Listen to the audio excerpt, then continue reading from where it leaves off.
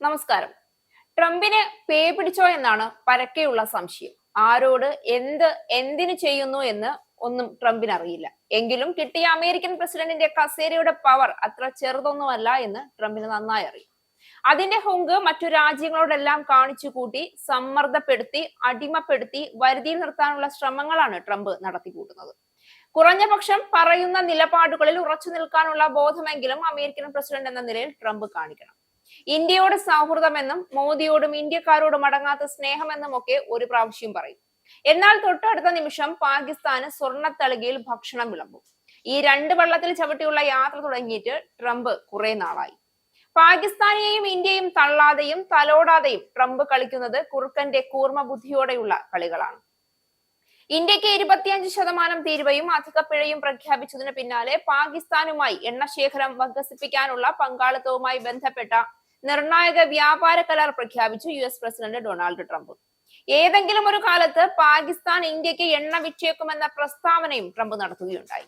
ഭീകരതയുടെ പേരിൽ പാകിസ്ഥാനെതിരെ ശക്തമായ നിലപാട് സ്വീകരിക്കുന്ന ഇന്ത്യയുടെ നയങ്ങൾക്ക് തിരിച്ചടിയാണ് ട്രംപിന്റെ പുതിയ നീക്കം. പങ്കാളിത്തത്തിനായി എണ്ണ കമ്പനിയെ തിരഞ്ഞെടുക്കുന്ന പ്രക്രിയയിലാണ് നിലവിൽ അമേരിക്കയും പാകിസ്ഥാനും എന്നാണ് ട്രൂത്ത് സോഷ്യലിലെ ഒരു പോസ്റ്റിൽ ട്രംപ് ചൂണ്ടിക്കാട്ടിയത്.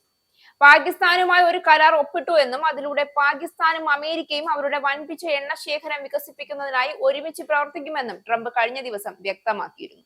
ഈ പങ്കാളിത്തത്തിന് നേതൃത്വം നൽകുന്ന എണ്ണ കമ്പനിയെ തിരഞ്ഞെടുക്കുന്ന പ്രക്രിയയിലാണ് ഇരു രാജ്യങ്ങളും എന്ന് പറഞ്ഞ ട്രംപ് ഒരുപക്ഷെ അവർ ഒരു ദിവസം ഇന്ത്യക്ക് എണ്ണ വിൽക്കുമെന്ന് കൂട്ടിച്ചേർത്തു.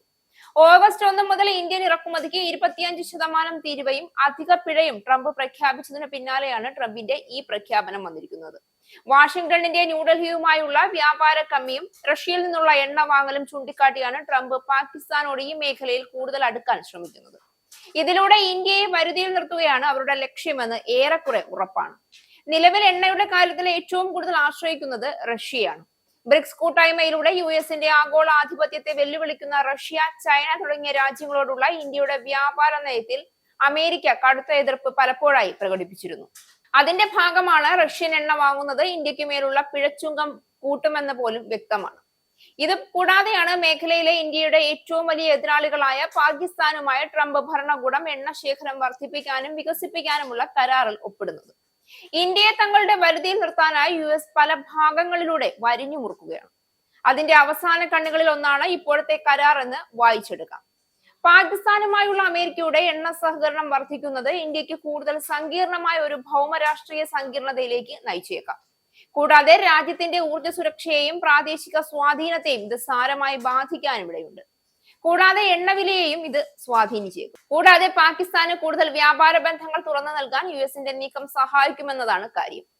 ഇത് എല്ലാ തരത്തിലും ഇന്ത്യയെ സ്വാധീനിക്കാനാണ് സാധ്യത. ഇന്ത്യ പാക് ബന്ധത്തിൽ നിലവിലുള്ള പ്രശ്നങ്ങളെ US വ്യാപാര കരാർ കൂടുതൽ അവതാളത്തിലാക്കാൻ മാത്രമേ ഉപകരിക്കൂ. ഏറ്റവും ഒടുവിൽ എണ്ണ മേഖലയിലെ പാക് സഹകരണത്തിന് മുന്നോടിയായി ഇന്ത്യക്ക് മേൽ അധിക തീരുവ എന്ന വലിയ ഭാരമാണ് ട്രംപ് ഭരണകൂടം അടിച്ചേൽപ്പിച്ചിരിക്കുന്നത്. അതുമൂലം നേരിട്ടുള്ള സാമ്പത്തിക നഷ്ടം മാത്രമല്ല, അതിലുപരി മറ്റു പലതരത്തിലുള്ള ബുദ്ധിമുട്ടുകളും ഇന്ത്യക്ക് നേരിടേണ്ടി വരുമെന്നതാണ് പ്രധാന കാര്യം. സാധാരണയായി സമുദ്രോൽപ്പന്നം, കയർ ഉൽപ്പന്നം, റെഡിമെയ്ഡ് വസ്ത്രം, സുഗന്ധവ്യഞ്ജനം, കറിപ്പൊടി, സുഗന്ധവ്യഞ്ജന സത്ത്, കശുവണ്ടി പരിപ്പ്, കാപ്പി, തേയില, പഴങ്ങൾ തുടങ്ങിയവ കാര്യമായി US-ലേക്ക് നടക്കുന്ന ഇടമാണ് കേരളം. ഭീമമായ തീരുവ വരുന്നതോടെ ഈ മേഖലയിലെ കയറ്റുമതി അസാധ്യമാകും. മാത്രമല്ല ഇത് വലിയ തൊഴിൽ നഷ്ടത്തിനും ഇടയാക്കും. ഇനി എന്തൊക്കെ പറഞ്ഞാലും ട്രംപ് എന്തൊക്കെ ഭീഷണി മുഴക്കിയാലും പാകിസ്ഥാനുമായി ഒരു ബന്ധം സ്ഥാപിക്കാൻ ഇന്ത്യ തയ്യാറാവില്ല എന്ന കാര്യം ഉറപ്പാണ്. അല്ലെങ്കിലും ഇന്ത്യ വെള്ളം കൂടി മുട്ടിച്ചുകൊണ്ടിരിക്കുന്ന പാകിസ്ഥാനിലെ തീവ്രവാദികൾ മൊത്തം ഇല്ലാതായാൽ പിന്നെ ആര് പാകിസ്ഥാനിൽ എണ്ണ കച്ചവടം നടത്താനാണ്? ട്രംപിന്റെ ഈ മോഹം മാത്രം നടപ്പില്ല. ആ വെള്ളം വാങ്ങി വെക്കാനാണ് ഇന്ത്യക്ക് പറയാനുള്ളത്. ഇസ്രായേലിന്റെ 5 സൈനിക താവളങ്ങളിൽ കനത്ത നാശനഷ്ടം. മോദി വെളിപ്പെടുത്തുന്ന ഇന്ത്യയുടെ വികസനത്തിന്റെ മയക്കുമരുന്ന് വിൽപ്പനയ്ക്കെതിരെ ശക്തമായ നടപടിയെടുത്ത് ഷാർജ പോലീസ്.